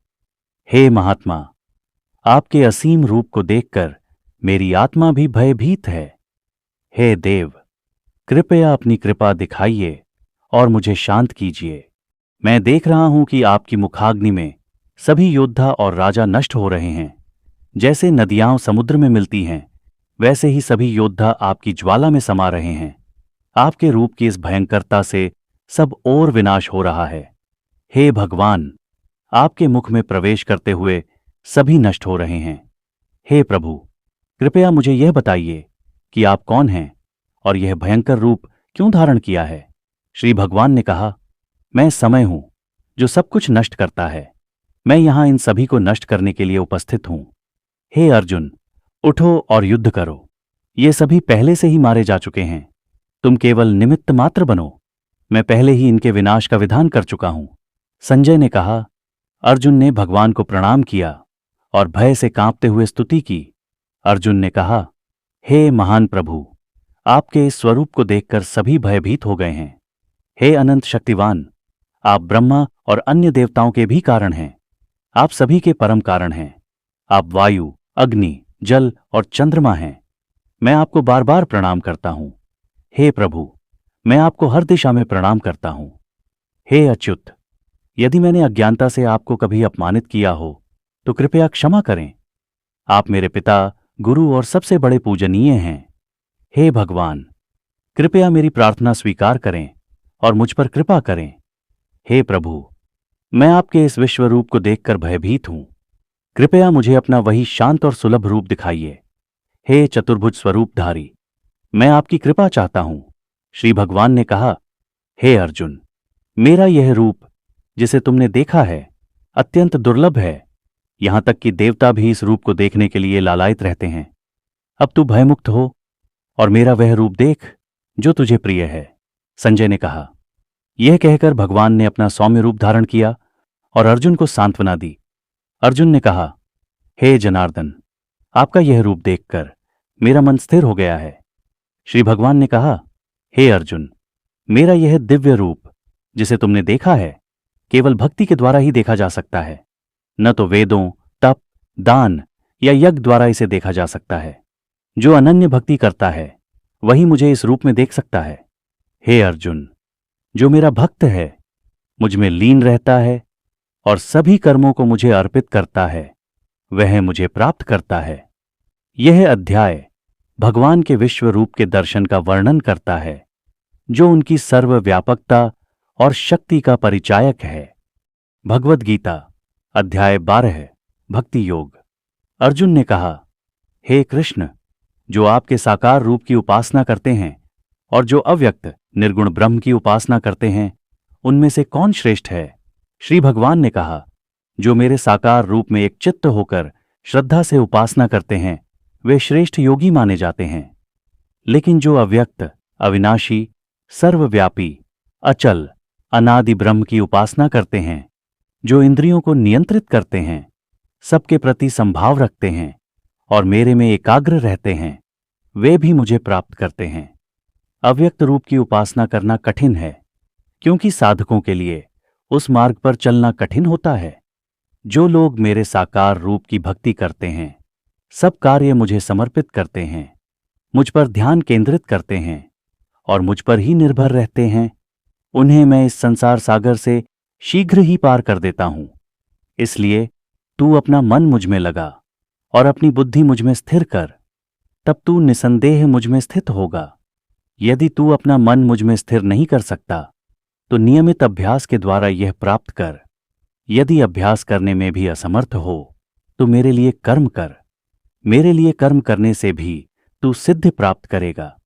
यदि तू यह भी करने में असमर्थ हो तो फल की आसक्ति को त्याग कर स्वाभाविक रूप से आत्मसंयम में स्थित हो। ज्ञान ध्यान से श्रेष्ठ है, ध्यान कर्म फल के त्याग से श्रेष्ठ है और कर्म फल का त्याग ही शांति का मार्ग है। जो सभी प्राणियों के प्रति द्वेष रहित, मित्रवत और करुणावान है, जो अहंकार, ममता और द्वंद्वों से मुक्त है, वही मेरा प्रिय भक्त है। जो किसी को कष्ट नहीं देता और स्वयं किसी से कष्ट नहीं पाता, जो हर्ष और विषाद से मुक्त है, वह भक्त मुझे प्रिय है। जो संतोषी, आत्मसंयमी, निश्चयपूर्ण, मन बुद्धि से मुझ में स्थिर है, वह भक्त मुझे प्रिय है। जो न तो दूसरों से द्वेष करता है, न ही उनसे लगाव रखता है, जो शोक, तृष्णा और भय से रहित है, वह मुझे प्रिय है। जो शत्रु मित्र में संभाव रखता है, मान अपमान से परे है, जो संतोषी, स्थिर बुद्धि और मुझ में अनुरक्त है, वह भक्त मुझे प्रिय है। जो लोग इस अमृतमय धर्म का पालन करते हैं और मुझ में श्रद्धा और प्रेम से स्थित रहते हैं, वह मुझे अत्यंत प्रिय हैं। यह अध्याय भक्ति के महत्व को स्पष्ट करता है और भगवान के प्रति श्रद्धा और प्रेम से पूर्ण समर्पण के महत्व को स्थापित करता है। भगवद गीता अध्याय 13 क्षेत्र क्षेत्रज्ञ विभाग योग। श्री भगवान ने कहा, यह शरीर क्षेत्र, क्षेत्र भूमि कहलाता है, और जो इसे जानता है वह क्षेत्रज्ञ कहलाता है। हे अर्जुन, जान ले कि मैं सभी क्षेत्रों में क्षेत्रज्ञ हूं। यह ज्ञान क्षेत्र और क्षेत्रज्ञ का है। क्षेत्र का क्या स्वरूप है, इसके क्या गुण हैं, और क्षेत्रज्ञ का क्या कार्य है, यह सब मैं तुझसे कहूंगा। ऋषियों ने विविध प्रकार से इस क्षेत्र का वर्णन किया है और वेदों में भी इसकी व्याख्या की गई है। यह क्षेत्र 5 तत्वों अहंकार, बुद्धि, अव्यक्त, इंद्रियों और मन आदि से बना है। इसमें इच्छा, घृणा, सुख दुख, शरीर, चेतना और धैर्य जैसे तत्व भी शामिल हैं। अहंकार रहित होना, आडंबर से रहित होना, हिंसा न करना, क्षमाशीलता, सरलता और गुरुजनों की सेवा करना, बाहरी और आंतरिक शुद्धता, स्थिरता, आत्मसंयम और इंद्रियों का निग्रह, जन्म मृत्यु, जरा और व्याधि के दूहकों का ज्ञान, अनासक्ति और मोह का त्याग, सबके प्रति संभाव, भक्ति और एकनिष्ठता, एकांत स्थान में रहना, भीड़ भाड़ से दूर रहना, आत्मज्ञान और परम सत्य का निरंतर चिंतन करना, यह सब ज्ञान है। इसके विपरीत जो है वह अज्ञान है। अब मैं तुझे उस जानने योग्य का वर्णन करता हूं जिसे जानने से अमृत की प्राप्ति होती है। वह परम ब्रह्म है। वह सर्वत्र फैला हुआ, सबका पालन करने वाला और सबके भीतर व बाहर विद्यमान है। वह इंद्रियों से परे है, परंतु इंद्रियों के माध्यम से ही जाना जा सकता है। वह दूर और पास दोनों है। वह अविभाज्य है, फिर भी सब जगह विभाजित प्रतीत होता है। वह सबको धारण करता है। वह प्रकाश का स्रोत है। वह परम सत्य है। वह ज्ञान, झेय और प्राप्त करने योग्य है। वह सभी के हृदय में स्थित है। इस प्रकार मैंने क्षेत्र, ज्ञान और झेय का वर्णन किया। जान ले कि प्रकृति और पुरुष दोनों अनादि हैं। उनके गुण और कार्यों को भी समझ। प्रकृति कार्य कारण का आधार है और पुरुष सुख दुख का अनुभव करता है। पुरुष प्रकृति के गुणों का आस्वादन करता है जो उसके कर्मों का फल है। परम पुरुष इस शरीर में स्थित साक्षी, उपद्रष्टा, स्वामी और परमेश्वर है। जो इन दोनों को समझता है वह मुक्ति को प्राप्त करता है।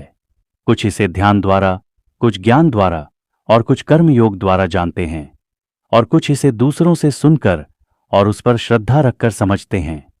हे अर्जुन, जो भी उत्पन्न होता है वह प्रकृति और पुरुष के संयोग से होता है। जो सब जगह एक ही आत्मा को देखता है वह आत्मा की वास्तविकता को जान लेता है। जो आत्मा को सब में समान देखता है वह कर्म करते हुए भी बंधन में नहीं पड़ता। जो समझता है कि सब कार्य केवल प्रकृति के गुणों से होते हैं वह सच्चा जानने वाला है। जब वह एकत्व को देखता है तब वह ब्रह्म को प्राप्त करता है। यह आत्मा नष्ट नहीं होती, वह शाश्वत और अविनाशी है। जैसे आकाश शुद्ध और अछूता है वैसे ही आत्मा भी। जैसे सूर्य पूरे संसार को प्रकाश देता है वैसे ही आत्मा शरीर को प्रकाश देता है। जो इस प्रकार प्रकृति, क्षेत्र, क्षेत्रज्ञ और गुणों को जानता है वह मुक्ति को प्राप्त करता है। यह अध्याय क्षेत्र, शरीर और क्षेत्रज्ञ, आत्मा के भेद को समझाने के लिए समर्पित है। भगवद गीता अध्याय 14 गुणत्रय विभाग योग। श्री भगवान ने कहा, मैं फिर से ज्ञान का वर्णन करता हूं जो सर्वोच्च है। इसे जानकर सभी संत लोग परम सिद्धि को प्राप्त होते हैं। इस ज्ञान को प्राप्त करके व्यक्ति जन्म मरण के चक्र से मुक्त हो जाता है और ब्रह्म में स्थित हो जाता है। मेरी प्रकृति को महान गर्भ कहा गया है। इसमें मैं बीज को स्थापित करता हूं जिससे सभी प्राणियों का जन्म होता है। हे अर्जुन, जो भी प्राणी उत्पन्न होते हैं वे प्रकृति और पुरुष के संयोग से जन्म लेते हैं। प्रकृति के 3 गुण सत्व, रजस और तमस शरीर में बंधन उत्पन्न करते हैं। सत्व गुण प्रकाशमय और शुद्ध है। यह आनंद और ज्ञान को उत्पन्न करता है और बंधन में बांधता है। रजोगुण इच्छाओं और कर्मों को उत्पन्न करता है। यह बंधन में बांधता है कार्यों की तृष्णा के माध्यम से। तमोगुण अज्ञान और आलस्य को उत्पन्न करता है। यह मोह और प्रमाद के कारण बंधन में बांधता है। सत्वगुण सुख से बांधता है, रजोगुण कर्म से और तमोगुण अज्ञान से। जब किसी व्यक्ति में सत्वगुण प्रमुख होता है तो ज्ञान उत्पन्न होता है। रजोगुण से लोभ और तमोगुण से अज्ञान और आलस्य बढ़ते हैं। जब सत्वगुण प्रबल होता है तो शरीर में ज्ञान का प्रकाश फैलता है। जब रजोगुण बढ़ता है तो लोभ, कर्म तृष्णा और अशांति उत्पन्न होती है। जब तमोगुण बढ़ता है तो अज्ञान, आलस्य और प्रमाद प्रबल होते हैं। सत्वगुण में मरने वाला व्यक्ति शुद्ध लोकों को प्राप्त करता है। रजोगुण में मरने वाला व्यक्ति कर्ममय जीवन में जन्म लेता है और तमोगुण में मरने वाला अज्ञानपूर्ण योनि में जन्म लेता है। सत्वगुण का फल पवित्रता है, रजोगुण का फल दुख है और तमोगुण का फल अज्ञान है। सत्व से ज्ञान उत्पन्न होता है, रजस से तृष्णा और तमस से अज्ञान। सत्वगुण वाले ऊपर की ओर बढ़ते हैं, रजोगुण वाले बीच में रहते हैं और तमोगुण वाले नीचे गिरते हैं। जब साधक तीनों गुणों से परे हो जाता है तो वह जन्म और मृत्यु के चक्र से मुक्त हो जाता है। गुणों से परे जाने वाला व्यक्ति अमरता और ब्रह्म की स्थिति को प्राप्त करता है। अर्जुन ने पूछा, गुणों के परे जाने वाले व्यक्ति के लक्षण क्या हैं और वह कैसे आचरण करता है? श्री भगवान ने कहा, जो सुख दुख, मान अपमान, मित्र शत्रु और लाभ हानि में संभाव रखता है, जो गुणों से प्रभावित नहीं होता और जो केवल मुझ में स्थिर रहता है, वही गुणों से परे है। जो अनन्य भक्ति से मेरी सेवा करता है वह गुणों से परे होकर ब्रह्म को प्राप्त करता है। मैं ब्रह्म का आधार हूं और अमरता, शाश्वत धर्म और अनंत सुख का स्रोत हूं। यह अध्याय प्रकृति के 3 गुणों के प्रभाव और उनसे मुक्त होने की प्रक्रिया को समझाने के लिए समर्पित है। भगवद गीता अध्याय 15 पुरुषोत्तम योग। श्री भगवान ने कहा, संसार वृक्ष को अश्वत्थ पीपल के रूप में जानो, जिसकी जड़ें ऊपर और शाखाएं नीचे हैं। इसके पत्ते वेद हैं और इसे जानने वाला वेद को जानने वाला है।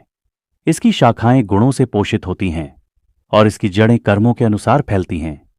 इस संसार वृक्ष का स्वरूप यहां समझा नहीं जा सकता। इसे वैराग्य के दृढ़ शस्त्र से काटो। इसके बाद उस परम स्थान को प्राप्त करो जहां से लौटना नहीं होता और जहां परमेश्वर का निवास है। जो अहंकार, मोह और आसक्ति से मुक्त होकर सुख दुख में संभाव रखते हैं वे उस परम स्थान को प्राप्त करते हैं।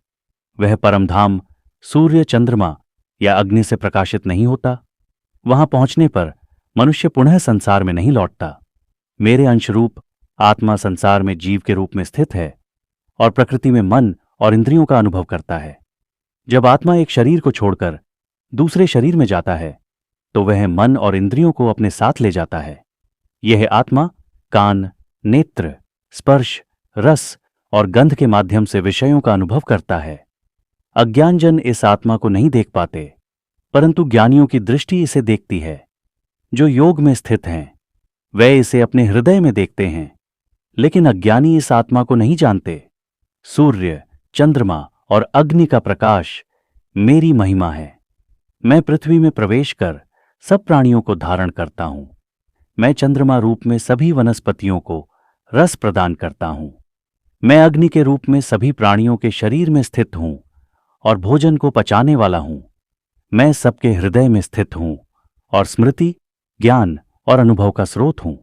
मैं ही वेदों का ज्ञाता और वेदांत का कर्ता हूं। संसार में 2 प्रकार के पुरुष हैं, क्षर नाशवान और अक्षर अविनाशी। लेकिन परम पुरुष तो इन दोनों से परे है। वह अविनाशी परमेश्वर है जो तीनों लोकों में प्रवेश करता है और उनका पालन करता है।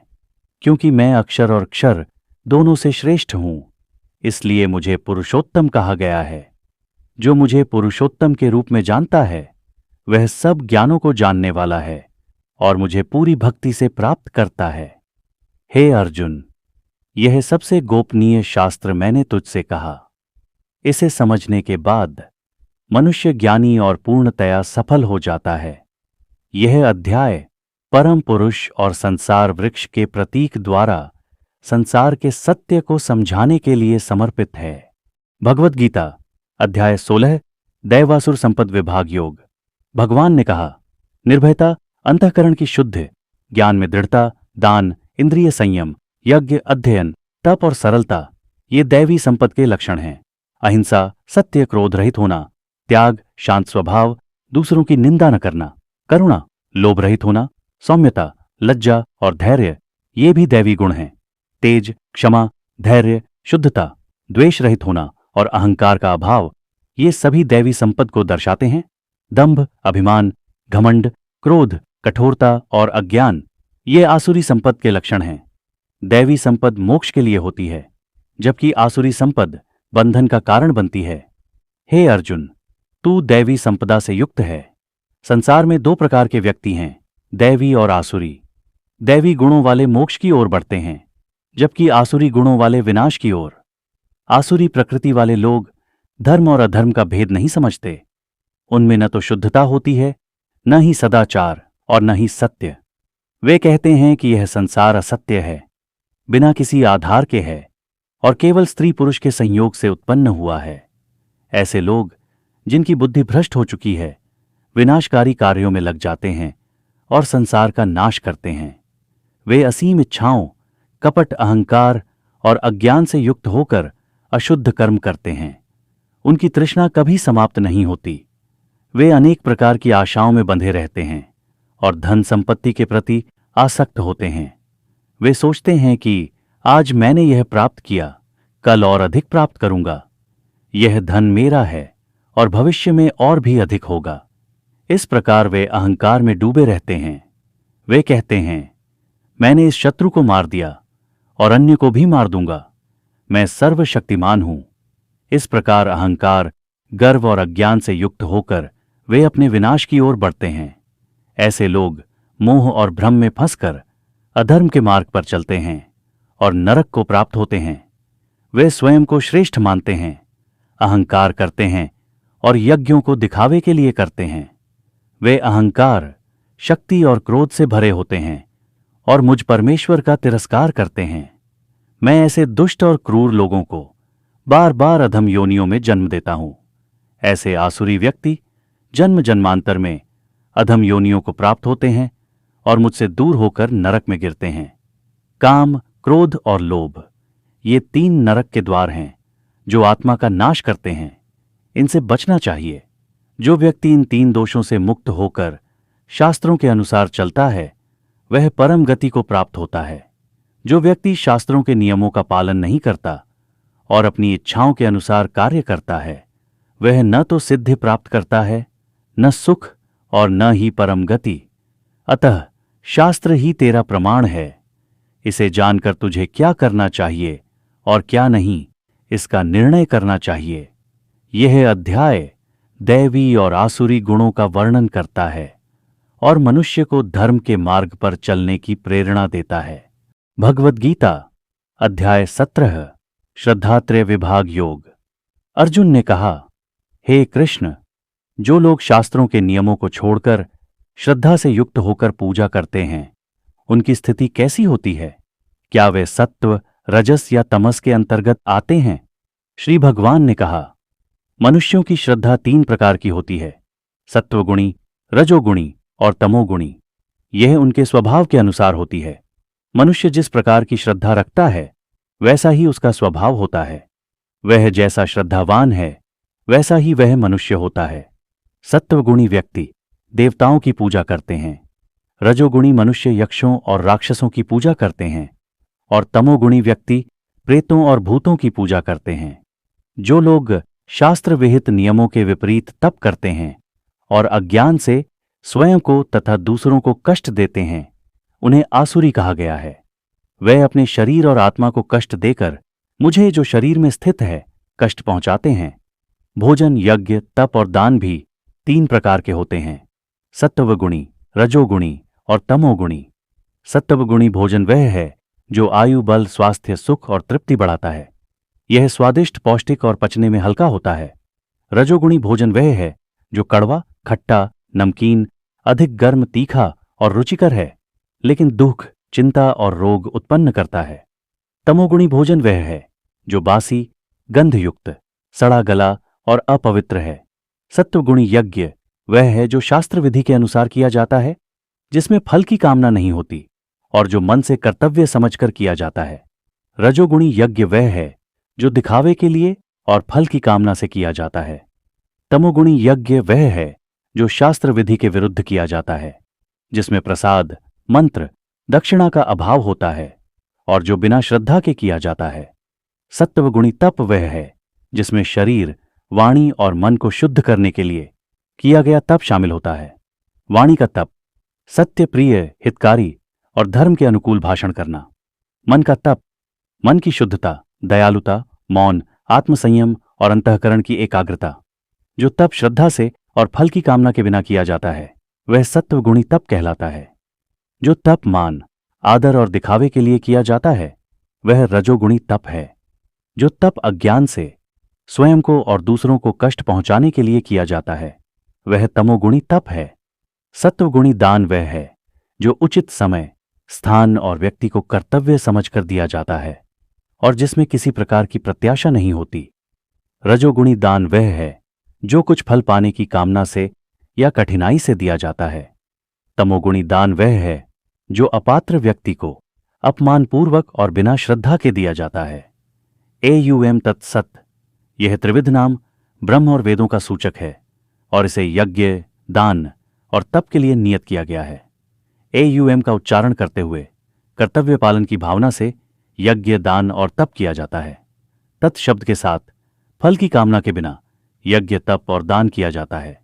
सत शब्द सत्य और शुभ कार्यों का सूचक है। श्रद्धा से युक्त होकर किया गया यज्ञ, तप और दान सत कहलाता है। जो यज्ञ, तप और दान बिना श्रद्धा के किया जाता है वह असत कहलाता है और उसका कोई फल नहीं होता। यह अध्याय श्रद्धा के प्रकार और उसके प्रभावों का वर्णन करता है और सही दृष्टिकोण से जीवन के कर्तव्यों को निभाने का मार्गदर्शन प्रदान करता है। भगवद गीता अध्याय 18 मोक्ष संन्यास योग। अर्जुन ने कहा, हे महाबाहो, मैं त्याग और संन्यास के तत्वों को समझना चाहता हूं। कृपया मुझे इन दोनों के बीच का भेद स्पष्ट करें। श्री भगवान ने कहा, त्याग का अर्थ है कर्मों के फलों का परित्याग करना और संन्यास का अर्थ है सभी कामनापूर्ण कर्मों का त्याग। कुछ विद्वानों का कहना है कि सभी कर्म त्याग देना चाहिए, जबकि अन्य कहते हैं कि यज्ञ, दान और तप को कभी नहीं छोड़ना चाहिए। हे अर्जुन, अब मैं तुम्हें त्याग के 3 प्रकारों का भेद बताता हूं। यज्ञ, दान और तप, ये तीनों शुद्ध करने वाले हैं और इन्हें कभी नहीं छोड़ना चाहिए। इन कर्मों को कर्तव्य समझकर और फल की कामना छोड़कर करना चाहिए। यह मेरा श्रेष्ठ मत है। निषिद्ध कर्मों का त्याग करना उचित है, लेकिन कर्तव्य कर्मों का त्याग करना अज्ञान से प्रेरित है। यदि कोई कष्ट से बचने के लिए कर्तव्य कर्मों का त्याग करता है तो वह रजोगुणी त्याग कहलाता है। कर्तव्य कर्मों का त्याग इस भावना से करना कि यह मेरा कर्तव्य है, सत्वगुणी त्याग कहलाता है। सत्वगुणी त्यागी व्यक्ति संदेहों से मुक्त होकर सुख और दुख में संभाव रखता है। शरीरधारी प्राणी संपूर्ण कर्मों का त्याग नहीं कर सकता, लेकिन फल की आसक्ति का त्याग करना ही सच्चा त्याग है। जो त्याग करता है उसे कर्म के 3 प्रकार के फलों, अनिष्ट, इष्ट और मिश्रित से मुक्ति मिलती है। कर्म के 5 कारक हैं: अधिष्ठान, शरीर, कर्ता, इंद्रियाओं, विभिन्न प्रकार के प्रयास और ईश्वर। इन 5 के बिना कोई भी कर्म संभव नहीं है। जो व्यक्ति अहंकार से रहित है और इन कारकों को जानकर कर्म करता है वह बंधन में नहीं पड़ता। जो व्यक्ति अपने आप को कर्ता मानता है वह अपूर्ण बुद्धि वाला है और कर्म के फल को प्राप्त करता है। जिसे अहंकार का अभाव है और जिसकी बुद्धि शुद्ध है वह चाहे कितने भी कर्म करे वह बंधन में नहीं पड़ता। ज्ञान, ध्येय, जानने योग्य और झाता, ये 3 ज्ञान के प्रेरक हैं। कर्म, करण, साधन और कर्ता, ये 3 कर्म के कारक हैं। सत्वगुणी ज्ञान वह है जो सभी प्राणियों में एकता देखता है। रजोगुणी ज्ञान वह है जो विभिन्नताओं में विभाजित है। तमोगुणी ज्ञान वह है जो सत्य से विपरीत और संकीर्ण है। सत्वगुणी कर्म वह है जो शास्त्र विधि के अनुसार आसक्ति रहित और अहंकार रहित होकर किया जाता है। रजोगुणी कर्म वह है जो फल की कामना और अहंकार के साथ किया जाता है। तमोगुणी कर्म वह है जो अज्ञान से, हानिकारक और बिना विचार के किया जाता है। सत्वगुणी कर्ता वह है जो निरासक्त, उत्साही और सुख दुख में संभाव रखता है। रजोगुणी कर्ता वह है जो लोभी, अहंकारी और कर्म के फलों में आसक्त होता है। तमोगुणी कर्ता वह है जो अस्थिर, कपटी, आलसी और उदास होता है। बुद्धि और धैर्य भी 3 प्रकार के होते हैं: सत्वगुणी, रजोगुणी और तमोगुणी। सत्वगुणी बुद्धि वह है जो धर्म और अधर्म, कार्य और अकार्य में भेद कर सकती है। रजोगुणी बुद्धि वह है जो धर्म और अधर्म में भेद नहीं कर पाती। तमोगुणी बुद्धि वह है जो अज्ञान से भ्रमित होती है। सत्वगुणी धैर्य वह है जो मन, प्राण और इंद्रियों को संयमित रखता है। रजोगुणी धैर्य वह है जो कामना और फल प्राप्ति की आसक्ति में लगा रहता है। तमोगुणी धैर्य वह है जो भय, आलस्य और मोह में स्थित होता है। सुख भी 3 प्रकार का होता है, सत्वगुणी, रजोगुणी और तमोगुणी। सत्वगुणी सुख वह है जो प्रारंभ में कष्टदायक लेकिन अंत में आनंददायक होता है। रजोगुणी सुख वह है जो प्रारंभ में आनंददायक लेकिन अंत में कष्टदायक होता है। तमोगुणी सुख वह है जो आलस्य और अज्ञान से उत्पन्न होता है। संसार में कोई भी प्राणी ऐसा नहीं है जो इन 3 गुणों से मुक्त हो। ब्राह्मण, क्षत्रिय, वैश्य और शूद्र, इन चारों का विभाजन उनके गुण और कर्म के अनुसार किया गया है। ब्राह्मण के गुण हैं शांति, संयम, तप, पवित्रता, सहिष्णुता और ज्ञान। क्षत्रिय के गुण हैं वीरता, तेज, धैर्य, युद्ध कौशल और शासन। वैश्य का कर्म है कृषि, गौपालन और व्यापार। शूद्र का कर्म सेवा है। अपनी प्रकृति अनुसार कर्म करते हुए मनुष्य सिद्धि प्राप्त कर सकता है। जो मनुष्य अपने कर्म द्वारा परमेश्वर की पूजा करता है वह परम सिद्धि को प्राप्त करता है। स्वभाव के अनुसार कर्म करना श्रेष्ठ है, भले ही वह दोषयुक्त हो। अपने स्वभाव के अनुसार कर्म करते हुए दोषों को त्याग कर मनुष्य सिद्धि प्राप्त कर सकता है। जो व्यक्ति इंद्रियों को संयमित कर आसक्ति और अहंकार से रहित होकर कर्म करता है वह ब्रह्म के स्वरूप को प्राप्त करता है। जो व्यक्ति सिद्धि को प्राप्त कर ब्रह्म ज्ञान में स्थित होता है वह परम शांति को प्राप्त करता है। जो व्यक्ति शुद्ध बुद्धि, धैर्य और आत्म संयम के साथ अहंकार, शक्ति, वासना और क्रोध का त्याग करता है वह परमात्मा को प्राप्त करता है। जो व्यक्ति शांत चित्त होकर मुझ में भक्ति करता है वह मुझे साक्षात प्राप्त करता है। केवल भक्ति के द्वारा मनुष्य मुझे जान सकता है और मेरी वास्तविक स्वरूप में पहचान कर मुझ में प्रविष्ट हो सकता है। जो व्यक्ति मेरे आश्रय में रहता है और सभी कर्म करता है वह मेरी कृपा से अनंत शांति प्राप्त करता है। मन और बुद्धि को मुझ में अर्पित कर मेरी शरण में आओ। मेरी कृपा से तुम सभी कष्टों को पार करोगे। यदि अहंकारवश मेरे आदेशों का पालन नहीं करोगे तो विनाश को प्राप्त करोगे। अपने स्वभाव से प्रेरित होकर तुम वही करोगे जो तुम्हें करना चाहिए। भगवान सभी प्राणियों के हृदय में स्थित हैं और अपनी माया से सभी को चलाते हैं, इसलिए उसकी शरण में जाओ। उसकी कृपा से तुम परम शांति और शाश्वत धाम को प्राप्त करोगे। मैंने तुम्हें यह गुप्त ज्ञान बताया, अब तुम जैसा चाहो वैसा करो। मेरे प्रिय होने के कारण मैं तुम्हें फिर से यह सर्वोच्च रहस्य बता रहा हूं। मुझ में मन लगाओ, मेरी भक्ति करो, मेरा पूजन करो और मुझे प्रणाम करो। सभी धर्मों को त्याग कर केवल मेरी शरण में आओ। मैं तुम्हें सभी पापों से मुक्त कर दूंगा। यह ज्ञान उन लोगों को मत बताओ जो तपस्वी, भक्त या सेवा के इच्छुक नहीं हैं। जो इस ज्ञान को मेरे भक्तों तक पहुंचाता है वह मुझे सर्वाधिक प्रिय है और वह निश्चित ही मुझे प्राप्त करेगा। जो इसे सुनता है और श्रद्धा रखता है वह भी पुण्य कर्मों से मुक्त हो जाता है। जो श्रद्धा और ध्यानपूर्वक इसे पढ़ता है वह मोक्ष प्राप्त करता है। हे अर्जुन, क्या तुम्हारे मोह का नाश हुआ? अर्जुन ने कहा, हे कृष्ण, मेरी स्मृति वापस आ गई है। मैं अब संदेह रहित हूं और आपकी शरण में हूं। भागवत गीता का मुख्य उद्देश्य मानव जीवन को सही दिशा प्रदान करना है। यह ग्रंथ जीवन के गूढ़ रहस्यों को स्पष्ट करता है और आत्मा, कर्म, धर्म और मोक्ष का मार्गदर्शन देता है। इसके उद्देश्यों को निम्न बिंदुओं में समझा जा सकता है। पहला है धर्म का पालन करना। गीता सिखाती है कि हर व्यक्ति को अपने कर्तव्यों, धर्म का पालन करना चाहिए, चाहे परिस्थितियां कितनी भी कठिन क्यों न हों। दूसरा है कर्मयोग का सिद्धांत। इसमें निष्काम कर्मयोग का महत्व बताया गया है, अर्थात फल की इच्छा किए बिना अपने कर्मों को करना। यह जीवन में शांति और संतुलन लाने का मार्ग है। तीसरा है आत्मा का ज्ञान। गीता यह समझाती है कि आत्मा अमर और शाश्वत है। जबकि शरीर नश्वर है। यह दृष्टिकोण मृत्यु के भय को दूर करता है। चौथा है सही निर्णय लेना। गीता हमें मोह और अज्ञानता से मुक्त होकर विवेकपूर्ण निर्णय लेने की प्रेरणा देती है। पांचवा है समर्पण। भगवान कृष्ण के उपदेश यह बताते हैं कि समर्पण और भक्ति के माध्यम से ईश्वर तक पहुंचना संभव है। छठा है मानसिक शांति। गीता मनुष्य को सुख दुख, लाभ हानि और जय पराजय में संभाव रखना सिखाती है। सातवां है उन्नति।